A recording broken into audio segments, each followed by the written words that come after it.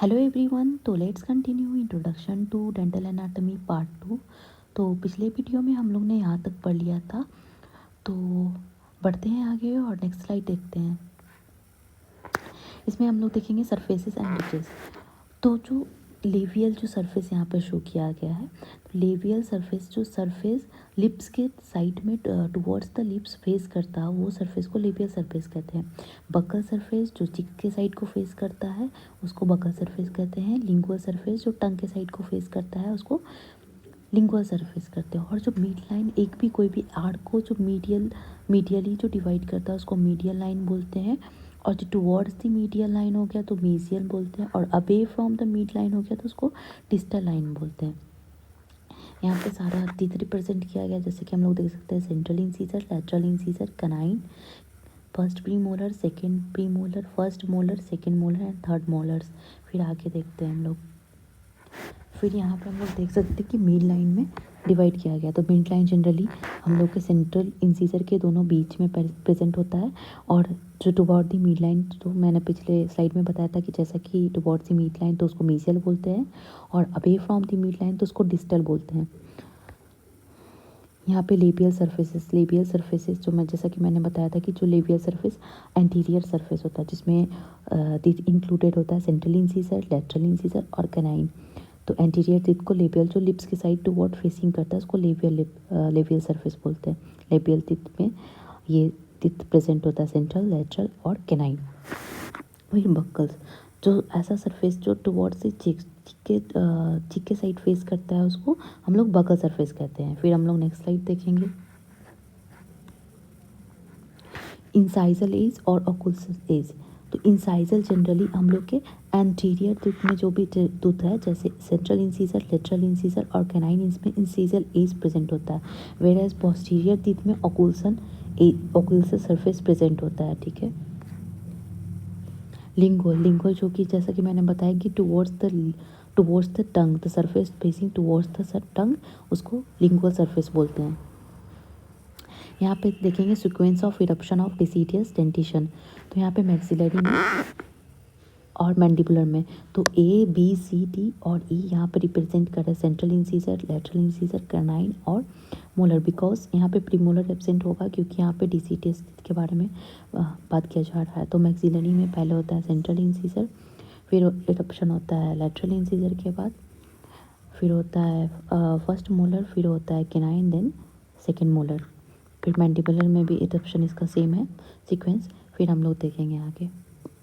यहाँ पे आर्क और टूथ और उसका इरप्शन का मंथ लिखा गया कि कितने मंथ में क्या इरप्शन होता है। तो मैक्सिलरी सेंट्रल इंसीजर मैक्सिला के साइड का सेंट्रल इंसीजर में इसका इरप्शन 10 मंथ में होता है, लेटरल इंसीजर का 11th मंथ में होता है, कैनाइन का 19 मंथ में होता है, फर्स्ट मोलर का 16 मंथ में होता है और सेकेंड मोलर का 29 मंथ में होता है। वेयर एज मैंडिबुलर का यहाँ पे देखेंगे सेंट्रल इंसीजर 6 मंथ में होता है, लेटरल इंसीजर 13 मंथ में होता है, कैनाइन 20 मंथ में होता है और फर्स्ट मोलर 16 मंथ में होता है और सेकेंड मोलर 27 मंथ में होता है। फिर सेम सीक्वेंस हम लोग परमानेंट डेंटिशन का देखेंगे। तो मैक्सिलरी में पहले इसका भी वैसा ही सीक्वेंस है। जब भी हम लोग परमानेंट डेंटिशन को डिनोट करते हैं तो जनरली हम लोग नंबर्स में डिनोट करते हैं। तो यहाँ पे जनरली पहले यहाँ पे सारा का लिखा हुआ है कि कब कैसे इंडक्ट करते हैं। तो यहाँ पे 6 है, फिर 1 है, फिर 2 है, फिर 4, 5, 3, 7, 8। और मैंडिबुलर में भी सेम ही सीक्वेंस है, थोड़ा सा डिफरेंस है। यहाँ पे 6, 1, 2, फिर 3 है और फिर 4 और देन 5 है।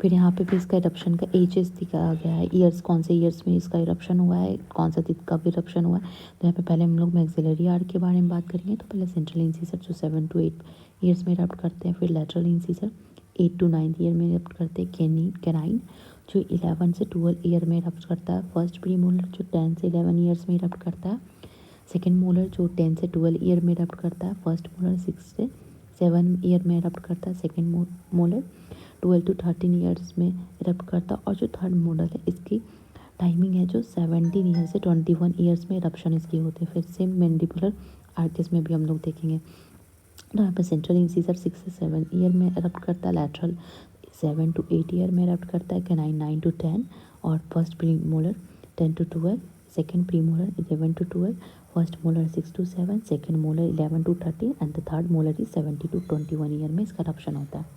फिर हम लोग देखेंगे इसके लैंडमार्क्स के बारे में, जैसे cusp, tubercle, cingulum, ridges, marginal ridges जैसे triangular ridges, transverse ridge, oblique ridge, fossas, sulcus, developmental grooves, supplemental grooves, pits and lobes. तो हम लोग एक एक करके सबको डिस्क्राइब करेंगे।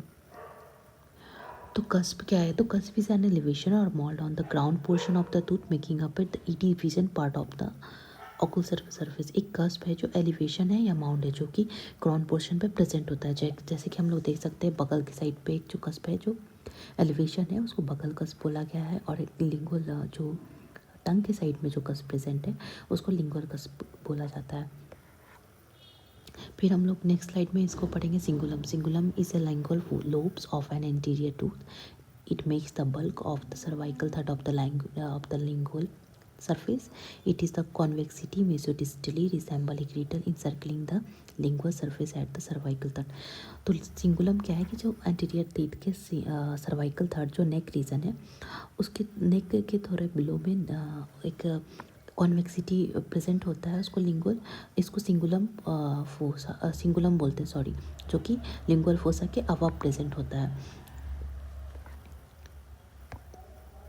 फिर हम लोग पढ़ेंगे रिजेस। तो रिजेस क्या है? ये एक लीनियर एलिवेशन है जो कि प्रेजेंट रहता है, और इसके अकॉर्डिंग इसका नाम दिया गया, जैसे कि बकल रिजेस हो गया, लिंगुअल रिज, बकल जो चेक्स के साइड जो रिज प्रेजेंट होता है उसको बकल रिज कहते हैं। लिंगुअल जो टंग के साइड जो रिजेस प्रेजेंट होते हैं उसको लिंगुअल रिज बोलते हैं। इंसाइजल जो एंटीरियर टूथ में प्रेजेंट होता है इंसाइजल एज में, तो उसको इंसाइजल रिज बोलते हैं। फिर मार्जिनल जो साइड एरिया में, जैसे मीसियल साइड और डिस्टल साइड में जो प्रेजेंट होता है उसको मार्जिनल रिजेस बोलते हैं। तो फिर यहाँ पे पढ़ेंगे मार्जिनल रिज के बारे में।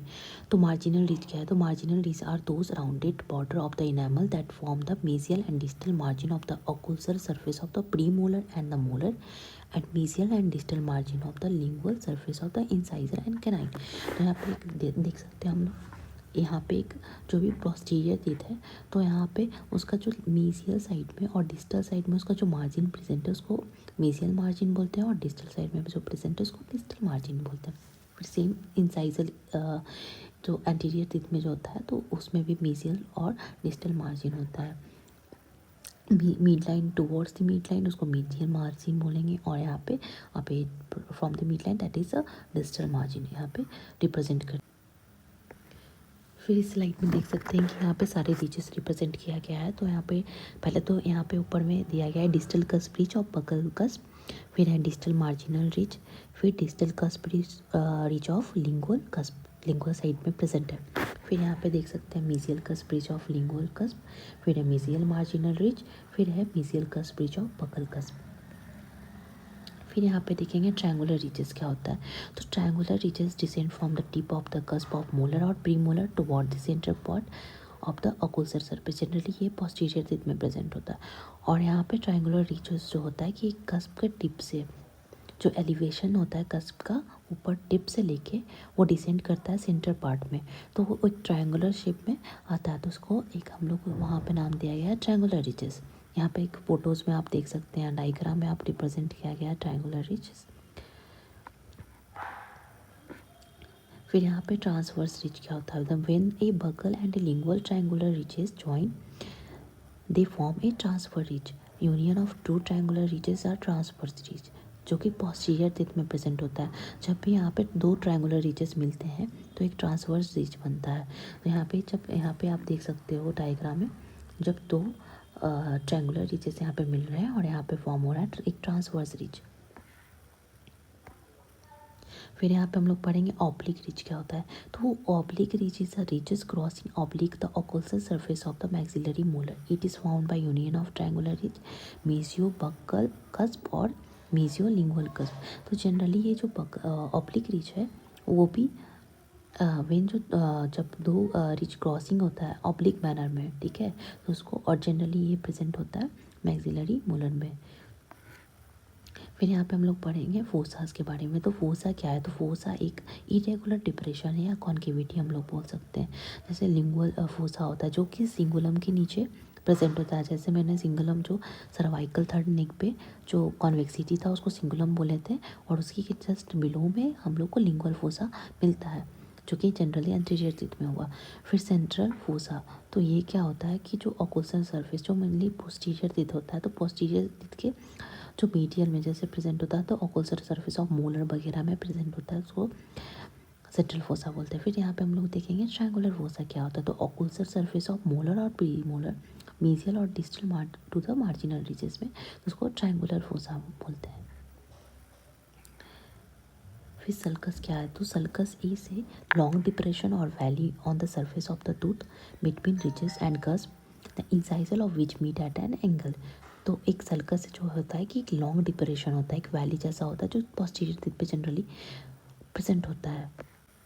फिर हम लोग पढ़ेंगे ग्रुप्स के बारे में, तो यहाँ पे डेवलपमेंटल ग्रुप्स होती हैं, सप्लीमेंटल ग्रुप्स होती हैं, बकल एंड लिंगुअल ग्रुप्स होती है। तो डेवलपमेंटल ग्रुप्स क्या होता है कि सॉलो ग्रुप्स होता है line between the primary part of the crown and the root को डेवलपमेंटल ग्रुप्स बोलते हैं। फिर सप्लीमेंटल ग्रुप्स क्या होता है, तो shallow linear grooves on the surface of the tooth के सरफेस पर जो प्रेजेंट होता है उसको सप्लीमेंटल ग्रुप्स बोलते हैं। फिर बक्कल और लिंगुअल ग्रुप्स क्या होता है कि जो डेवलपमेंटल ग्रुप्स है बक्कल और लिंगुअल साइड्स में प्रेजेंट होता है, तो उसको बक्कल एंड लिंगुअल ग्रुप्स बोलते हैं। यहाँ पे सेंट्रल डेवलपमेंटल ग्रुप्स को सी से रिप्रेजेंट किया गया है, इस डायग्राम में आप देख सकते हो। फिर फोसा डेवलपमेंटल ग्रुप को एफ से रिप्रेजेंट किया गया है, सप्लीमेंटल ग्रुप्स को एस से रिप्रेजेंट किया गया है और मार्जिनल रीजेस ग्रुप को एम से रिप्रेजेंट किया गया है। फिर यहाँ पे हम लोग देखेंगे पिट्स, तो पिट्स क्या होता है, तो ये स्मॉल पिन पॉइंट डिप्रेशन होता है located at the junction of the developmental groups को, उसको पिट्स कहते हैं। फिर यहाँ पे फोर्स्ड कस्प मोलर को यहाँ पे रिप्रेजेंट किया गया है, तो यहाँ पे बी से बकल साइड बकल सरफेस को रिप्रेजेंट किया है, एल से लिंगुअल सरफेस, एम से मीजियल सरफेस एंड डी से डिस्टल सरफेस।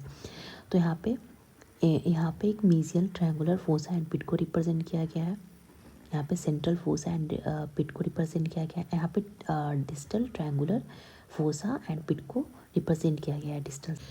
फिर हम लोग देखेंगे इसके बाद लोब्स के बारे में, तो lobes is a one of the primary section of the formation in the development of the crown. तो यहाँ पे कस्प्स और मेमलियोन्स दिया, तो मेमलियोन क्या होता है, तो mamelon is any one of the three rounded protuberance found on the incisal ridges of newly erupted incisor teeth.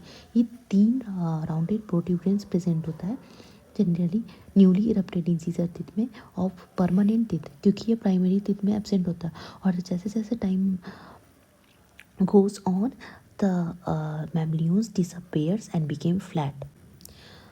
Okay, bye. So the small remaining portion we will continue in part 3. Stay tuned.